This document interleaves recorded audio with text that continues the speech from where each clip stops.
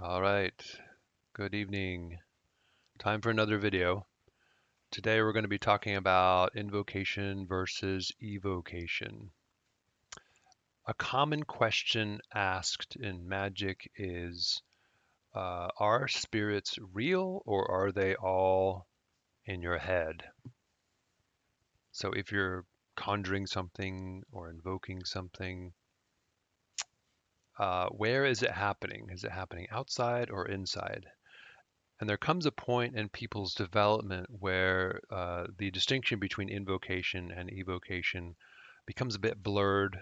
For a while, they both seem like they're the same thing, but eventually you begin to separate them again and they have different functions. Essentially, invocation versus evocation. Invocation means to call into yourself, and evocation means to call forth to appear before you. So technically, anything you call into your magic circle, you're calling into yourself. And if you're calling something to appear outside your magic circle, you're evoking it to appear out there. Okay, so invocation inside the circle, evocation outside the circle. The circle represents the psyche, your individual psyche. Okay, uh, and anybody who's been practicing magic for a while, you can see how these things can become blurred. Uh, So are these things all in your head or do they actually exist out there objectively? I might be clever and just say yes, okay, but that doesn't really help, does it?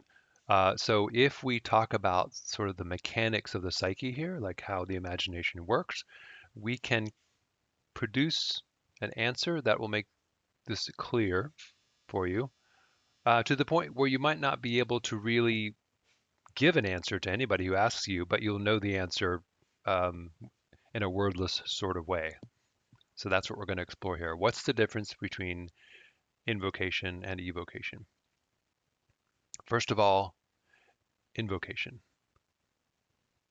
And to introduce this topic, I'm going to use something that James Hillman likes to refer to in his book, Soul's Code. All right, uh, this is actually a very readable book of his. He tends to be difficult to read sometimes if you read some of his more academic material. He is the founder of archetypal psychology, um, James Hillman, and um, pretty much, if you are familiar with Thomas More, not from the Renaissance, but from the modern day Thomas More, Thomas More is famous for a book called The Soul's Code. Thomas More was a student of Hillman's. Okay, Thomas More is more readable than Hillman. However, The Code by Hillman is quite readable. I do recommend it. In this book, he brings up the myth of Huldra. All right, it's a Swedish myth he talks about, and Swedes tell a folk tale of the forests. The lumberjacks of northern pine, fir, and spruce used to work pretty much alone, felling trees, lopping branches, etc. They drank. They drank lots of coffee, lots of alcohol, and especially during the winter, they drank lots of coffee. It's Sweden, so when it's winter time, it's dark most of the day. And there's hardly any daylight. Sometimes Huldra would appear. So they're working by themselves in the forest, and sometimes Huldra would appear. So this is sort of like um, sailors at sea. They haven't seen a woman in months, and they start to apparently hallucinate that there are women out there in the water beckoning to them. And there's the myth of the mermaid who entices them to come out into the water and then pulls them down into the water to drown them. This is similar where you have a creature or a spirit of the forest taking a human woman form and luring these men out into the woods to have them die out there of hypothermia. Interesting idea because the it's one of the dangers of mysticism where you can go out into the world and lose all sense of self and forget to take care of yourself, and then you can end up dying. If it's in the ocean, you drown. If it's in the forests in Sweden, you freeze to death. Sometimes Huldra would appear. She was an exquisitely formed creature, delicate, enchanting, and irresistible. Sometimes a woodcutter would stop his work, even drop his axe and follow her, beckoning farther into the woods. As he approached, she turned her back and vanished. Once Huldra turned her smiling face away, there was nothing. She had no back. And he, drawn too deeply into the forest, unable to find familiar markings or get back to a clearing, lost his bearings and froze to death.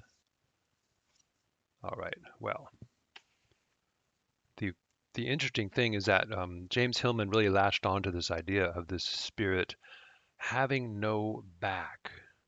Okay, and he would cite this as a demonstration of how the psyche works. A spirit comes forth from the psyche. It is all front. It has no back. And it's a simple way of saying that is it is extended forth from the background into the foreground where you can see it. Okay. And so if it turns around, it simply disappears or it withdraws back into the background, the universal background. Okay. Okay. So it's an interesting idea because in the world of dreams, when you meet a creature, obviously it's possible for a creature in your dreams to turn its back and you can see its backside. Um, but the idea of Huldra having no back is a demonstration that spirits are really extended forth from the landscape of the dream. If the dream itself or the landscape of the dream wants to speak, it will body forth some kind of spirit as a personification of itself. Okay, this is the way things work in the waking world too. Remember that one of the heretical secrets of the mysteries is that we did not come into this world, we came out of it. So, in a sense, we don't have a back either. We are all extended forth from nature, and we will eventually return back to it and become invisible again or be absorbed back into it again. Okay. Do we do have a back, of course, in other words, but you can see how that's a metaphor. So anything you encounter, whether it's in a dream world or in the physical world, is extended forth or bodied forth from some kind of universal background. All right, that was the myth of Hudra. She has no back. So the interesting thing is when you are extended forth, if you as a being yourself are extended forth from something, then uh, the powers of the background are expressing themselves in you in the foreground. And one way to look at this is to basically say all the powers of the tree of life now fill you up from bottom to top. Okay. But all the powers of the tree of life are not fully awake in you yet, and they're not fully manifested in you. So, what you're doing in the magical work is learning how to embody each of the spheres of the tree of life. Okay, so here in this diagram at the top, we have the standard tree of life. The sphera number 1 is Kether, sphera number 10 is Malkuth. Okay, and then down below, we have this sort of reflected version of the tree, which represents a human being. Okay, and so in the tree of life that's upside down there below, it goes from 1 to 2 to 3 to 4 like that. Those that represents the tree of life as it is producing a person. Okay, I'm going to turn this upside down. Okay, so now you can visualize a person standing in that tree on the top. The sphere number 10, the 10 is upside down. The sphere number 10 is above the person's head. Sphere number 5 is at the solar plexus. Sphere number 2, once again, the 2 is upside down. That's at the genitals. And sphere number 1 is at the feet. And the tree of life that's down below is the tree of life of the divine powers that exist in the universe. And they pretty much go from 1 to 2 to 3 to 4 to 5, and they rise up into you and they grow like a tree. You're basically growing a tree in your aura. And the idea is that the various spheroth of the tree of life are not really fully manifested yet, and you are learning how to manifest them. What this means is that the divine is gradually filling you up from bottom to top. And this is how invocation works. Okay, you could see it that way, as I allow the spirit or whatever universal power, I allow it to rise up in my form to fill me up, take me over. Okay, and this can be literally experienced as rising from the bottom and then eventually taking you over and pretty much filling you up. And you are pretty much taken over by this spiritual power. All right. And there's something very important about that, which we'll get to later. You wouldn't necessarily invoke all types of spirits. There's only certain types of powers that you would actually want to evoke. Okay, the rest of those powers would be really designated for evocation. All right, we'll make that clearer later. Okay, and let's move on to the Enochian system of magic. Once a student of magic in the Golden Dawn reaches the 5 = 6 level, once you reach the sphere of Tefareth, um, you can then start practicing Enochian magic. Enochian magic is an infamous uh, system of magic supposedly developed by John Dee and Edward Kelly back in Renaissance times in England. Okay. Um, it is infamous because it is notoriously powerful and notoriously dangerous. Hmm. Uh, so I'm bringing it up here because there's something about it that really shows us how invocation works.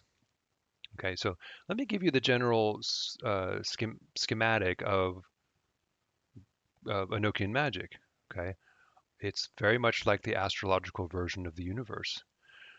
Here, what you see are the terrestrial tablets, the Enochian tablets.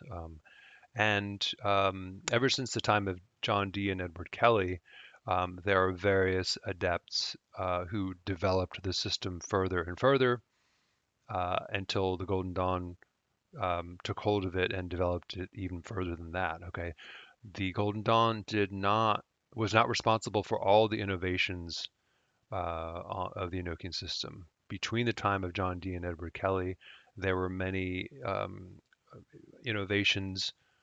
The Enochian system developed even more and more. Okay, and of course the Golden Dawn took it and did even more with it.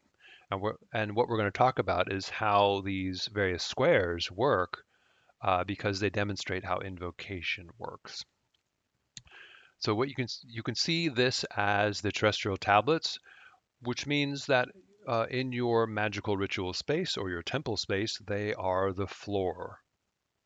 You are standing upon this. This is like a floor of square tiles, and you're standing upon them.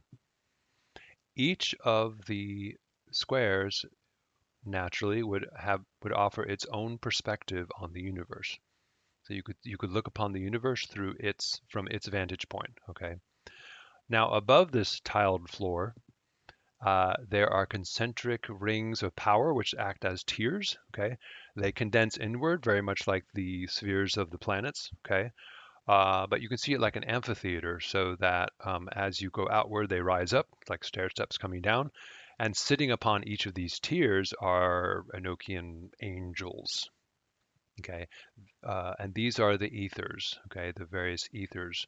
What they represent are the condensations of power. As the power condenses inward, it becomes more solid until eventually at the center, where this tile floor exists, that is the material universe with air, water, earth, and fire. Okay. The ethers that are the concentric stair steps that condense inward in the amphitheater, the ethers are also called Aries, which is really cool. Like in other words, they're the Aries of eagles. An eagle's nest exists on an eyrie. Okay. So you could see these angels as sort of perched uh, on the seats of the amphitheater. They're above you, and you're standing on the floor of the theater, doing your living your life as an actor, and everybody's watching you. All of these spirits are watching you. They don't call them watchers for nothing. Okay, the watchers. Okay, there's a whole myth about the watchers, which we're not going to go into here. So now the idea of these squares is that you can look at the universe through its perspective. So if you look at any one of these lettered squares, um, you can transform it into a truncated pyramid. And that looks like this. Okay, so any one of the squares of those Enochian tablets can appear as this sort of truncated pyramid with a chop, with a with the top chopped off. And inside the truncated pyramid, there is an animal form, and on top of the truncated pyramid, there is a human-like form, an Egyptian god form. Could be Isis, could be Osiris, could be Horus. There's about 20 or so god forms or more, I think, that the Golden Dawn came up with. Okay, and the the the idea is really interesting because inside the pyramid is the animal form of the Sphinx, which could have a human head, the body of a lion. It could be have the hindquarters of a bull and the wings of an eagle. Okay. The human head represents the air element. The wings of the eagle represent water. Okay, so anybody who works with the Golden Dawn system knows that the um, Scorpio can be represented by both a serpent and an eagle. Okay, uh, the you might want to think of it like Aquarius, where there's I don't know, air is carries water. So the wing form of water is more the more exalted form. The lion body represents fire. Okay, and the bull, the parts of the bull represent earth. Okay, now uh, the sphinx that's inside this pyramid would take various forms. Okay, if it had a could have a lion's head, could have a human head. That means that the powers of the elements are coming forth in uh, different combinations to produce different experiences or different perspectives. Okay. Now, the god form, no, sorry, the god form, the Sphinx that's inside the truncated pyramid, more or less represents the animal soul. Okay, let's say each of us has an animal soul, and we have a higher divine soul, let's say a human soul. And so inside the pyramid, we have this sort of unevolved or less evolved animal soul, which is represented by the Sphinx. And standing on top of the pyramid is an Egyptian god form. For instance, Isis or Horus or Osiris. Okay. And the god form itself would have various elemental colors attributed to it. And the interesting thing is that all of the Golden Dawn color scheme, pretty much comes into play upon this pyramid, producing an interesting perspective. Okay. And if you were to work with these pyramid squares, if you wanted to explore that perspective, you would start by visualizing yourself unevolved inside the pyramid as the Sphinx. And eventually, your consciousness, you would see it rising up through the top of the pyramid and then occupying the Egyptian god form that's standing on top. And then from that point on, you can behold the universe through the eyes of that highly evolved, super powerful god form. Okay. So that's how it works. But the interesting thing is it sort of represents how the power of invocation works, that the powers of consciousness rise up from the animal form into the human form into the God form. Okay. Um, the various powers of the tree of life can be literally experienced as sort of rising up and taking you over. And most people that you meet are more animal soul than human soul. Uh, be careful with that. Don't take it so literally. Um, but of course, the goal of A Golden Dawn magic is to become increasingly human and beyond human eventually. So to you still have an animal soul, but now you develop a more human soul, and eventually you develop a divine sort of soul. And these various God forms that exist in the various squares represent aspects of your highly developed divine soul, okay, or your neshama, okay. And so this whole idea of sort of rising up from the animal to the human to the divine, this is the same sort of thing that happens with invocation. The powers of the divine start unevolved and they rise up and become more evolved through you. It can be a very painful process because the process of doing that involves working through all of the evolutionary trauma that that animal's soul has accumulated. And in order to become uh, the human and then the god, all of that evolutionary trauma from nature has to be, you have to make peace with it, and you have to, it eventually doesn't dominate you anymore. It basically serves you. That's invocation. Here's a crude example, a crude drawing of, here's the Sphinx sitting inside the truncated pyramid, and standing atop the pyramid there would be a god form. Okay, and once again, if you were what they call it, scrying the pyramid squares, you start out visualizing yourself, let's say, as the Sphinx, and then eventually your perspective rises up through the top of the pyramid, becoming that god form. And the more god forms you learn how to inhabit, the more those god forms enter into your life and manifest themselves. That is one example of invocation. Now, let's go back to the idea of Huldra, who has no back. Okay, so spirits are extended forth. In that Golden Dawn Pyramid Square example, the Huldra has no bottom. Okay, in other words, she rises up from the background of the universe or from the floor of the universe and now is uh, extending forth from bottom to top. Okay, but this whole idea of and Huldra, of course, has no back, so she extends forth from the universe which exists behind her. So if you are standing forth from something, that standing forth could be seen as you standing forth from nature in the background or rising up from nature underneath you. Okay. But you can also see yourself as extending forth from nature from the top down. Okay. There's no correct way of doing this. Each way has its own perspective, its own truth to it. Okay. We're trying to, convey what it means to experience invocation. Uh, you're calling something forth from a dimension that we cannot really truly visualize with our physical brains. And so we can conceive it in various ways. I can be extended forth from the bottom up. In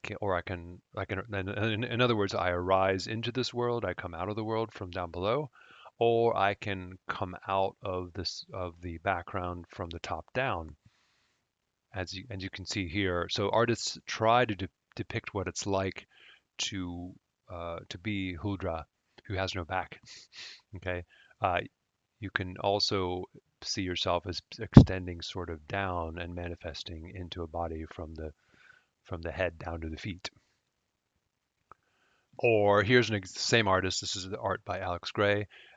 This is extended both from above and below. So you have these various perspectives manifesting or appearing from down below and from up above. It's interesting here because you can see these. Oh, look, it's a bunch of Enochian squares, and you have each one of these bizarre faces could be seen as, oh, this is a god form that is now extended forth from the universal background.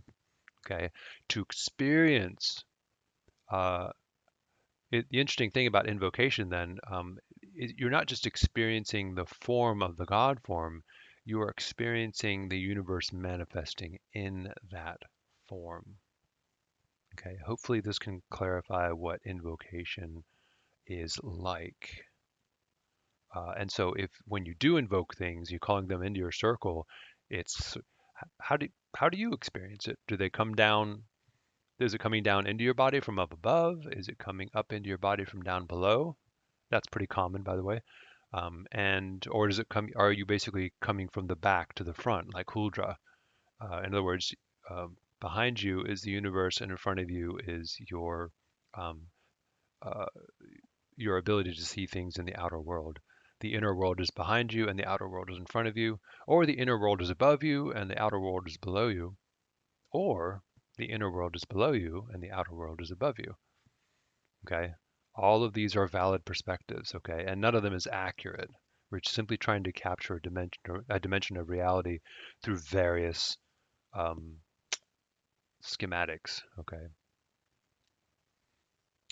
and surprise, surprise, it looks a lot like the Tauros, which is your aura. And if you do the middle pillar work, this Tauros shape is very similar to you, very familiar to you. And so what's happening here is this person manifesting from below or from above. Okay.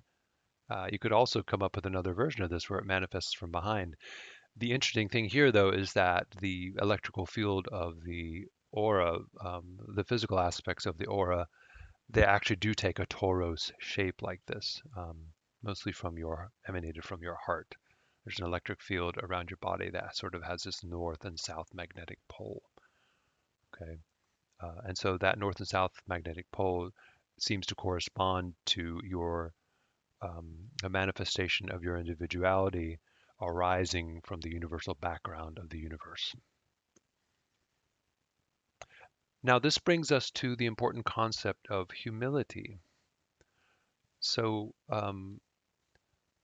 if you're invoking something into you, uh, this is the reason for these various invocations you might read. Just say, I am nothing and you are all. Take me over. I'm nothing. I'm just an empty shell, and you can fill me up. And this, uh, so that sort of humility that is required for invocation, in order for a greater power of the universe to start operating through you. Um, if you think you're the boss of it, okay, if you put yourself above it, it's not going to work. Okay, this doesn't mean you can't direct that power, but you have to adopt this sort of pious attitude, allowing that force to work through you. It is much greater than you are.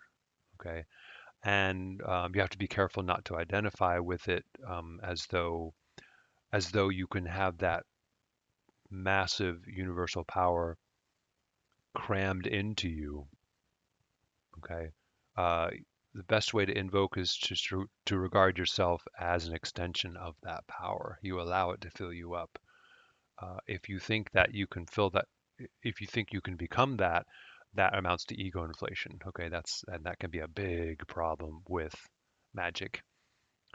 And we have talked about this in another video. Evocation. All right. So evocation is simply to call forth something to appear outside your magic circle. Okay, so if, in invocation, you are inviting something to fill you up, kind of like you're a sock puppet. You can see why that might require some humility and piousness. Okay, that's why invocations are a lot like prayers. Okay, because religious prayers normally will have you uh, expressing humility before the vastness of whatever godlike power you are calling upon. Evocation is another matter because things that you evoke are often considered less evolved than you are. Okay, not necessarily true because you can evoke archangels. Okay, which are supposedly much greater than you are in power. Um, But normally, the evocation is reserved for lesser evolved spiritual entities like demons and elemental spirits and things like that. And quite simply, one of the easiest ways of looking at these various lesser spirits is to see them as manifestations of evolutionary trauma. Okay, and this is why they take frightening forms like demons with horns and fangs and claws, because many of the traumas we experienced in our evolutionary past had some horrifying, uh, uh, imagery associated with them. But they can also represent dangerous forces of nature like lightning and flash floods, tidal waves, fire, things like that. And this is so you might begin to see why demons have these horrifying uh, flaming forms and horns and fangs and glowing eyes and things like that. Our ancestors, when they sat around the campfire, they could see the eyes of predators out there in the dark glowing back into the fire. Okay, they were reflecting back into the fire. So glowing eyes are also, can be a manifestation or an attribute of these lesser evolved scary forces that we conjure forth to make peace with. It's like, you're calling forth your fears or your phobias so that you can, understand how they arose and how they work, and you are learning to accept them. And in many cases, they will cease to bother you. They will dissolve somewhat, or they'll become more friendly with you and stop hounding you. Okay, and your life will become easier, and you'll become a better manifester because as you work through these various powers, you can become more uh, human and eventually more godlike as well. Okay, uh, and when you do that, you would do that, of course, in the spirit of humility, because you in a human form aren't you're not a god in a human form. Okay, so if you do identify with a deity in your human form, that's called ego inflation. Okay, right. And so yeah, evocation is to call something up from outside your magic circle. Uh, hmm. Very often, it's very interesting too because there is an old story about a Raja. Um, if you talk about Raja Yoga, especially in older forms of civilization, it was the nobility and the royalty who had special powers. And magic was really only allowed to be practiced among the nobility or the royalty, and it was forbidden to the people who were the workers, the proletariat. Okay, so there are certain secret techniques that you would practice to become a ruler of men, to become more human, and then eventually godlike, and so you could speak with absolute confidence and order people around, things like that. And those practices would involve evocation. There's a story about a Raja who every night or every few nights he would go out into the forest and draw a magic circle and conjure forth a tiger, a spirit of a tiger or a visualization of a tiger, and he would visualize the tiger eating him. And that practice, as horrific as that might sound, would eventually have him make peace with his fear of death. Whatever frightened him most, he would conjure it up and have feed himself to it. And lo and behold, oh, I've just been eaten and I'm still here. And when when you do things like that, your fear becomes less and less. Okay, this is essentially a way of working through trauma. Okay, anything that any kind of trauma that's pestering you, fear of heights, fear of water, fear of being eaten, fear of monsters, fear of snakes, you conjure it forth and allow it to devour you, or you feed yourself to it. Okay. Uh, I have an article in Forbidden Realms about that, and it's called The Secret of the Raja. If you want to practice um, that kind of magic, it's essentially what magic is you're evoking these things to make peace with them, and eventually you become more confident, more powerful, and you become clearer. You're not taken over by fear so much anymore, and this makes you a better manifester. And so you can see that in evocation, that these various fears that you have will be conjured outside your magic circle. It's almost like they exist in their own magic circle. Okay. And the interesting thing here is that you see that the human being is being bodied forth from the universal background of nature, and the spirit itself is also being bodied forth from the universal background of nature. And this is why evocation and invocation at some point will end up seeming the same for a while, okay? Until eventually you notice the difference. You wouldn't necessarily conjure up a, an Egyptian god to make uh, to to make peace with it as though it's some kind of trauma. It's more like you become that thing. An Egyptian god form, it could be the form of a human with a hawk's head, let's say, or an ox's head, or an ibis's head. This, let's say, it's the god Thoth, which is a human with the head of an ibis. Okay, this kind of represents that the spirit of the ibis um, is something that the god form has conquered or made peace with. Okay, so the various animal forms, if you have a lion's head, this means that the powers of the lion are no longer intimidating to you. They are now more part of you. They are no longer outside. You have fed yourself to the lion, and now you and the lion are one. So an Egyptian god form is more an evolved aspect of yourself. Okay, and this means that you wouldn't normally evoke an Egyptian god. You can, no harm in that, but evocation is normally relegated for unevolved, lesser spirits that you could say you're absorbing them into you, or you're being absorbed into them. Okay, uh, and okay, it's got to be careful with that, because if you see yourself as assimilating these things, that could also be ego inflation. All these powers become mine. No, not really. True evocation would involve you sinking back down into that universal field down below, let's say, and the uh, and that spirit that's in front of you also gets absorbed back down into below, and you both are part of the same thing. Okay, that's the more humble way of doing it. Once again, you can see yourself extended forth from nature from down below, or from the back to the front, or from the top down. This happens to be from the bottom up, this particular example here.